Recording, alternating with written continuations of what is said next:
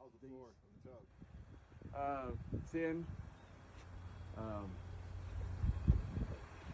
New wheels, new shafts on all the way around the tub. The rollers. New chain. All right. What about the teeth on the tub? They're still good.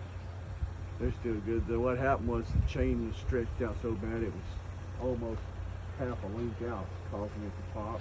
So Okay. I put new chain around and everything is real tight now. That motor's new. The hydraulic motor for the tub? Yeah, for the tub is new. Okay. I think Phil mentioned we need to replace the cylinders on the belt. Yeah. We can't drop it right now. Yeah, no, we can't drop it unless you got an excavator. Claw still has good pressure. When you close it, it spins.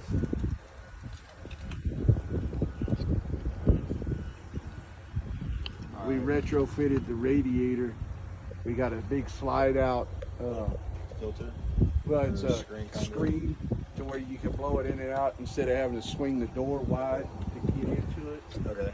100% better as far as blowing it out, man. Okay. What else?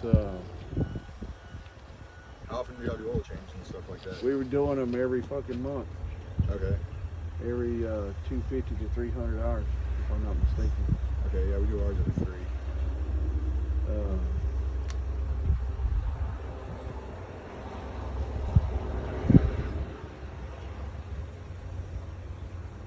Let's see. You said the mill's in good condition? Maybe we can hop in there real quick. The thing that I would look for is the hanger bracket on that far side, discharge side, Yeah. cracked, and we pushed it all up, and I had a certified welder come in and we reeled it. But I do have a new hanger, a set of screens, a box of tips, box of bolts for it, along with that extra bearing and bearing house. Also retrofitted this bearing house here. What was happening was the feet were cracking Yeah. at the main body, called Morbark, and they'd retrofitted it, and they said to drill through here.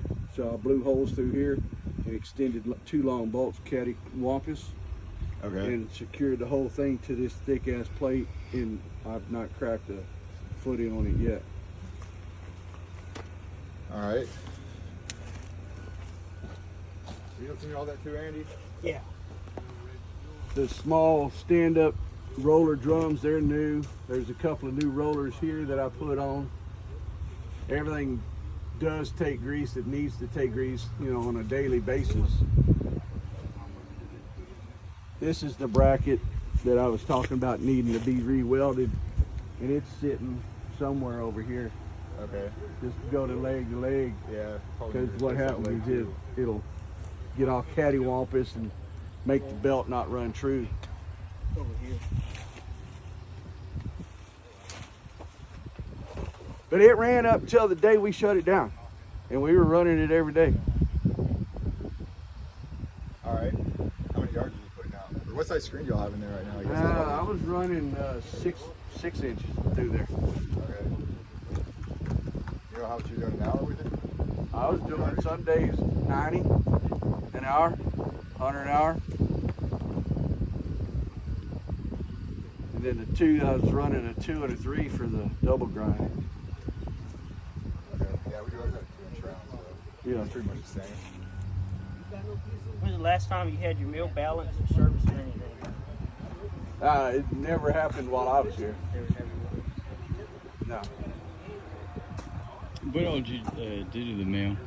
You did new rods or whatever? We did the new rods Yeah. and new hammers, new tips. But as far as the main mill itself, we never did anything.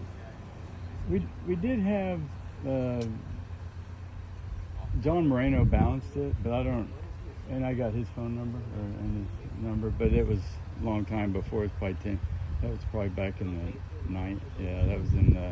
Wasn't that about the time he rebuilt it when it caught fire? Yeah, that was. How long ago did it catch fire?